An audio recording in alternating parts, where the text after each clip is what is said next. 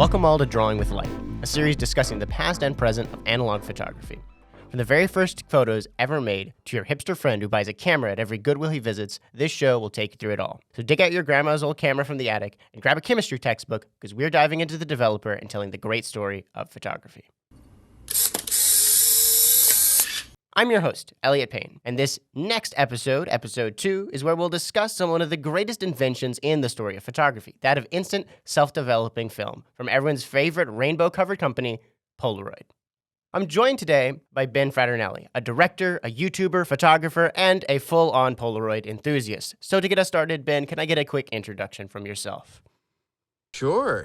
Thank you so much for having me on the show. Like you said, my name is Ben, and I have a YouTube channel called In an Instant, which is all about Polaroid photography and sort of the interesting history of the medium, which is one of the most unusual sort of sections of image making in the entire industry and its entire history, because it's a picture that you can see right away. And that sort of magic and the technology behind it and the interesting innovations behind it were always very inspiring to me. So as a director who shoots, short films, commercials, photographer as well, I sort of was always inspired by the innovative spirit of Polaroid in its early days, and it led me to start a channel about it. Very good. And I have enjoyed Ben's videos on YouTube ever since they started. And so when I think of Polaroid on YouTube, think of Ben. So I had to reach out for this episode. It's a true honor. So for this episode, we're going to walk through just the process of going from the very first instant pictures until today and what that story is and all the ups and downs, or mostly ups, that we've had since then. Hopefully more ups into the future. So let's wind the clock all the way back. What is Polaroid? How did it begin, and who started it? So Polaroid started in the late 1930s by a fella named Edwin Land. Now, just sort of as context, you could think of Edwin Land, this entire time I'm talking about this, think of him like a Steve Jobs of the 30s. Edwin Land was this enterprising young individual, a genius, who dropped out of Harvard after 1 year because he had this idea. He had this idea that there's a way to polarize light through glass that essentially can change how the light waves enter through the glass and reduce reflections, reduce dangerous hues. He had this sort of inkling, and people told him it's impossible to do this. No one's ever successfully made polarized products like this. The concept had been known, but the actual execution had never been done. Who's to say why this exactly got him so riled up? I don't think I've ever been awake at night thinking about polarized glass, but he certainly was, and he was thinking about its application. So Edwin Land, being the enterprising individual he was, decided to start marketing this technology for sunglasses. This is where you probably see the word polarizer most often.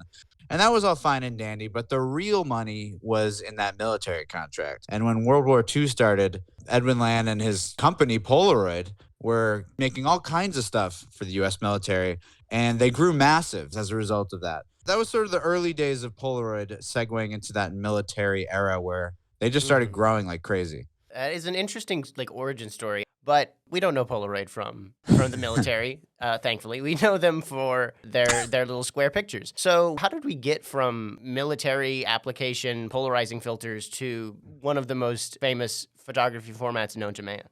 It's sort of a similar story to the polarized glass in that when Edwin Land first thought of that concept and people doubted him, or he was in a perilous position to try to execute on it, he was a little bit stuck. And just like that, fast forward to the end of World War II, he was also stuck because now the company had grown quite large to service the military needs.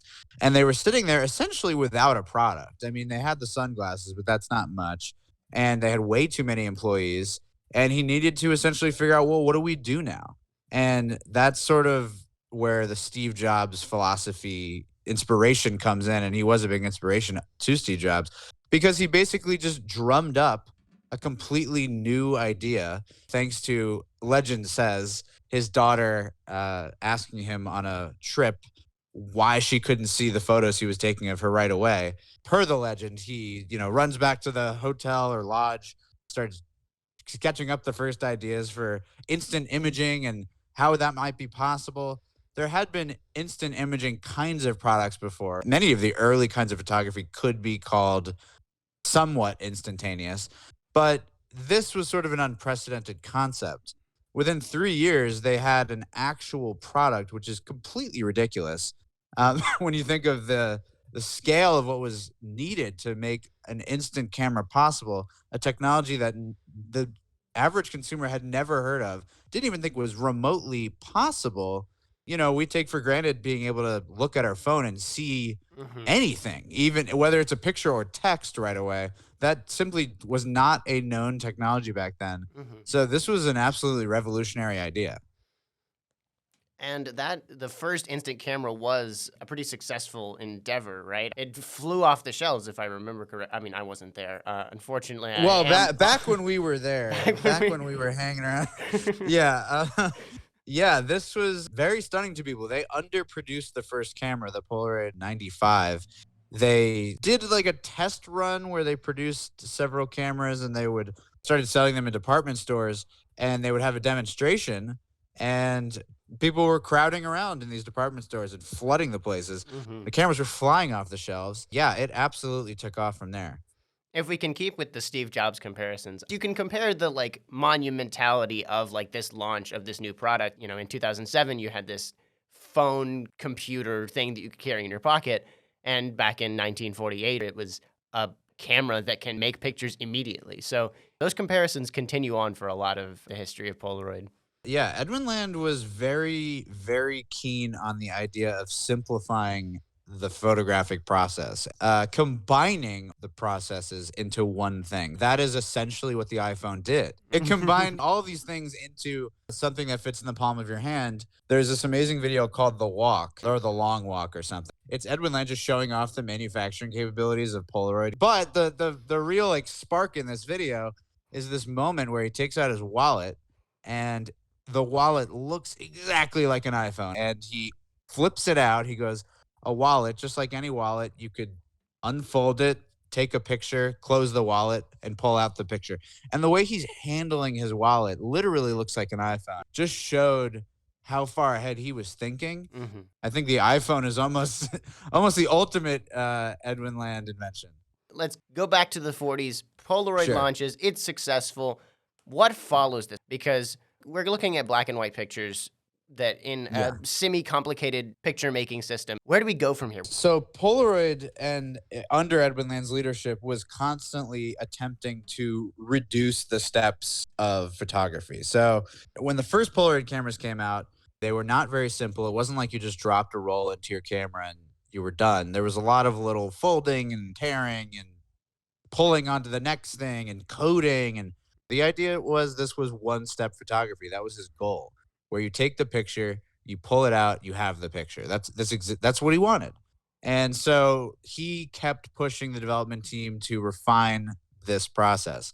And so the next camera they came out with was much simpler. These were like the automatic 100 cameras, which you see very often in like thrift stores and stuff. You essentially just pulled the film out, peeled it open, and you had the picture. Like it reduced most of the steps, but there was still more innovation to come. This actually brings in, I think, quite nicely to what most people are familiar with Polaroid is that famous square image with the white border and the wide part at the bottom. A lot of people are familiar with that. Where did that come from, and how did we get to that from previous Polaroid iterations? So there's a long story to this. I'll try to keep it somewhat short, but essentially, Kodak and Polaroid were basically the two companies in the United States making money on photography. Polaroid had grown quite large. Kodak was the only name in town. The industry started diversifying, but no one overtook Kodak. But Polaroid was making a dent. And so Kodak looked at Polaroid and they said, this is kind of a threat now, and we want your technology. Polaroid's behind the scenes saying, okay, we can't let that happen. We have these patents, we have these concepts, we have this technology. We cannot give this away. So Polaroid becomes very insular as they start secretly developing this project called SX70. So they come up with this product that is the ultimate distillation of what it would mean to have one step photography. And this required an incredible amount of innovation. a folding SLR camera with a glass lens that even a professional would admire. A film which has no coder, it has no wetness. They come up with all of this secretly. And just like that, Edwin Land stands on stage and holds up this incredible camera and this incredible film in 1972 and makes Polaroid photography truly, truly accessible to all. As someone who's used an SX70 before, it's probably my favorite Polaroid camera or instant camera. Maybe favorite camera. I love it. It's just an inspiring thing. Like, I feel like when I hold an SX70, I've got to make art. I can't just make goofy pictures of my friends. I've got to do something great because that's that's the history the camera of this is calling to us. And to your point about just the SX70 as a camera, if you've ever I recommend anyone hold one. When you put your eye up to the viewfinder, you sort of become like absorbed into the picture. Like your eye takes the shape of this square frame. It fills your entire field of view. It not only makes photography a one-step process of creating a print, it also puts you in the moment and keeps you in the moment. You never have to leave. That's sort of, I think, a huge reason why these cameras are so obsessed about today, other than just being like, sexy. So after the SX70 launches, we've got Polaroid going in what some would argue is a new direction. They start making the cameras that I think a lot of us are more familiar with. So what is the direction that Polaroid goes after the SX70? So as amazing as the SX70 was, it unfortunately was sort of the benchmark product that Polaroid made at this point, and we're talking 1972. So going forward, there was a lot of resistance within the company. That's what happens when you have success. Everyone starts talking. Everyone starts chattering. Edwin Land is trying to push forth another innovation called Polavision, which is instant movie film, similar to Super 8, except it develops right away. And he's pushing this really hard. And the company's like, I don't know if this is really the right next thing. And Edwin Land was an inventor, but he wasn't necessarily always the best business-minded person. He was more so thinking, what is the most amazing thing I could introduce to the market? And that's what he was attempting to do next. Unfortunately, his instant picture movie project ended up being a catastrophic disaster for the company, introducing a lot of doubt as to his business leadership. No one ever was questioning his scientific leadership, but as a CEO, he started to be doubted.